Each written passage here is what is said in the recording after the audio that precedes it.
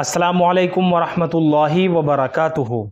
मोहतरम नाजरीन इकराम, आज हमारे दोस्त ने हमारे पास एक मैसेज भेजा जिसे पढ़कर बहुत बड़ी इबरत हासिल हुई।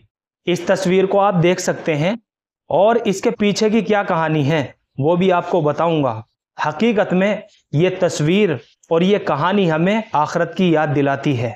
ये एक मैयत है और फौतगी का माहौल है। लोग जनाजा लेकर जा रहे थे, उसी दौरान अचानक बारिश शुरू हो जाती है तो मैयत के घर वाले और मैयत के रिश्तेदार इस मुर्दा जिस्म मैयत को प्लास्टिक में ढांप देते हैं और इसे अकेला छोड़ देते हैं और तमाम लोग भाग भाग कर कमरों में पनाह ले लेते हैं और जाकर छुप जाते हैं। कहने को तो ये बहुत छोटी सी बात है, लेकिन ज़रा गौर व फिक्र के साथ सोचकर तो देखो कि कुरान करीम ने आज से 1400-1500 साल पहले हमें इस हकीकत से पर्दा उठाकर दिखा दिया। कोई किसी का साथ नहीं देता, अमले साले ही उसके साथ जाते हैं। ये मेरी और आपकी कहानी है। हमारे होने और ना होने से कोई फर्क पड़ता है? आप खुद ही सोच कर देखें कि मरने के बाद कोई आपके साथ बारिश के पानी में भीगने को तैयार नहीं होता।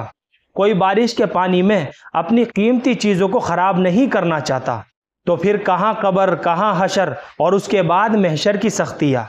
यहाँ से तो हर इंसान को अकेला ही गुजरना पड़ेगा।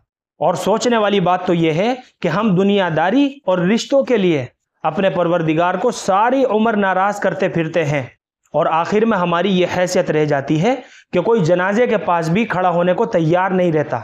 खुदा के लिए अपनी आखिरत को खुद संवारें और नेकी के कामों में अपने आप को इतना मसरूफ़ रखें कि मतलब परस्त रिश्तेदारों से जान छूट जाए। अल्लाह हम सबको आखिरत की फ़िक्र नसीब फरमाए। फ़कत वसलाम।